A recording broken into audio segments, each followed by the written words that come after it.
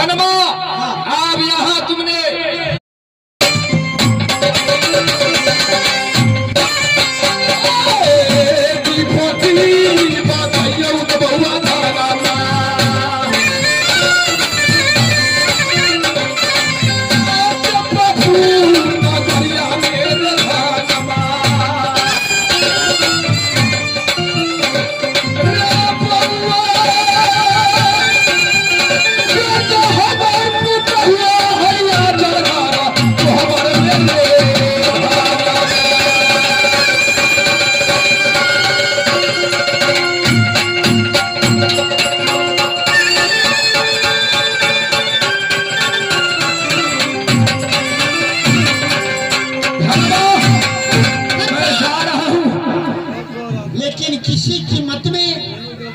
जाया फुआ को पूजा नहीं। रे चन्नू सौ नहीं बदलेगा, दुनिया बदल जाएगा, चन्नू सौ नहीं बदलेगा।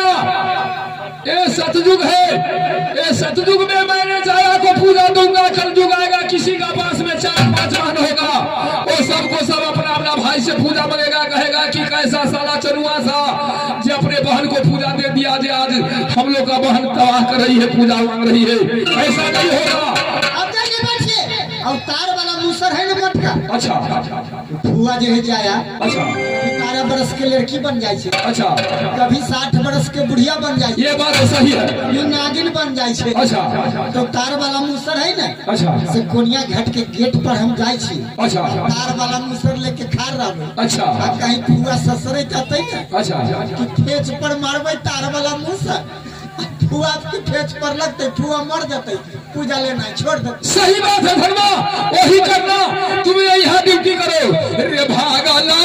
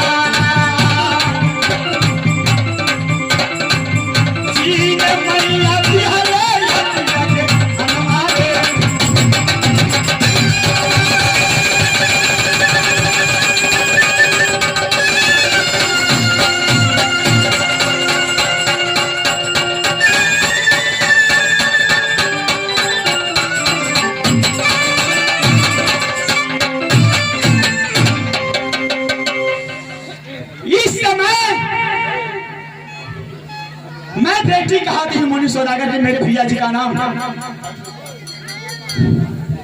चंद्र सौदागर है, मेरी नाम जाया है।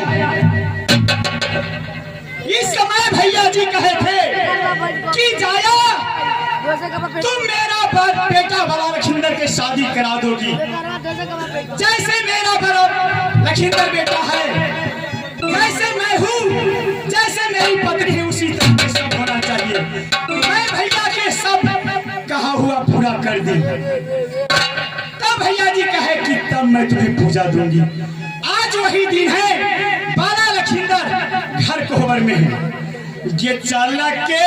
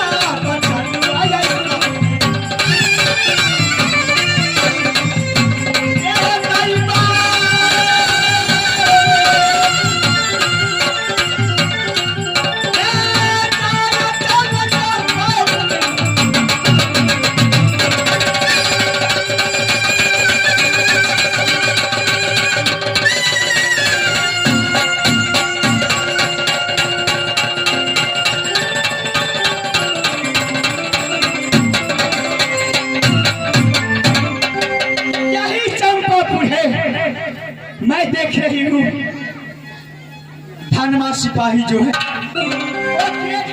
ऐसे मैं जाऊंगी तो पहचान लेगा।